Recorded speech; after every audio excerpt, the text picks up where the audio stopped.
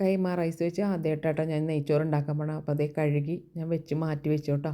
അപ്പോൾ അതിന് വേണ്ടിയിട്ട് ഞാൻ സവാള, അതേപോലെ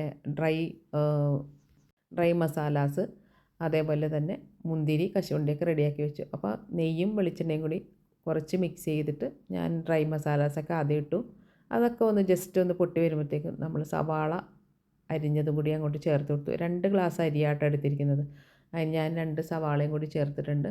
പിന്നെ കുറച്ച് സവാള ഞാനത് ഇത്തിരി ഉപ്പും പഞ്ചസാരയും കൂടി മിക്സ് ചെയ്തിട്ട് ഒന്ന് റോസ്റ്റ് ചെയ്ത് എടുക്കാൻ വേണ്ടി വെച്ചിരിക്കുക കേട്ടോ, ഗാർണിഷ് ചെയ്യാൻ വേണ്ടിയിട്ട്. എന്നിട്ട് അതൊക്കെ ഒന്ന് നല്ലതായിട്ട് പച്ചമണമൊക്കെ മാറി വരുമ്പോഴത്തേക്ക് ഞാൻ നല്ല ചൂട് വെള്ളമോട്ടോ ഒഴിച്ചു കൊടുക്കണത്.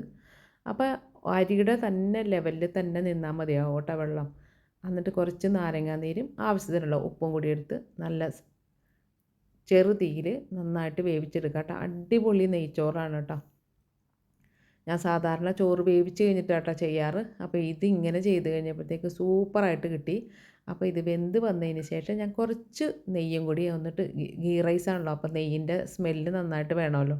അപ്പോൾ കുറച്ച് നെയ്യും കൂടി അങ്ങോട്ട് ചേർത്തിട്ട് ഒന്നും കൂടി ചെറു തീയിൽ അടച്ച് വെച്ചു. കുറച്ച് നേരം കൂടി വേവിച്ച്, കുറച്ച് വെള്ളം കൂടി വറ്റാനുണ്ടായിരുന്നു കേട്ടോ. അപ്പോൾ നമ്മുടെ അടിപൊളിയായിട്ടുള്ള ഗീ റൈസ് ഇവിടെ റെഡി ആയിട്ടുണ്ട്. നമുക്ക് മുട്ടക്കറിയോ ചിക്കൻ കറിയോ വെജിറ്റബിൾ കറിയോ എന്താണെന്ന് വെച്ചാൽ നമുക്ക് ഉപയോഗിക്കാം. അപ്പോൾ ഗാർണിഷ് ചെയ്യാനായിട്ട് സവാളയും അതേപോലെ മുന്തിരിയും കശുവണ്ടിയൊക്കെ ഇട്ടു. അടിപൊളിയായിട്ടാ. അപ്പോൾ എല്ലാവരും ഒന്ന് ട്രൈ ചെയ്ത് നോക്കുക. ഇന്നത്തെ റെസിപ്പി നല്ല ഗീ റൈസാണ് കേട്ടോ. ഗീ റൈസും കുറുമയും അതേപോലെ മാങ്ങാച്ചാറും ഒക്കെ കൂടി കൂട്ടിയിട്ട് നല്ല സൂപ്പറായിട്ട് വന്നിട്ടുണ്ട് കേട്ടോ. കൈമ റൈസ് വെച്ചിട്ടാണ് കേട്ടോ. അപ്പോൾ നമുക്ക് റെസിപ്പി ഒന്ന് കണ്ടാലോ? അപ്പോൾ നമുക്ക് നേരെ റെസിപ്പിയിലോട്ട് പോകാം കേട്ടോ.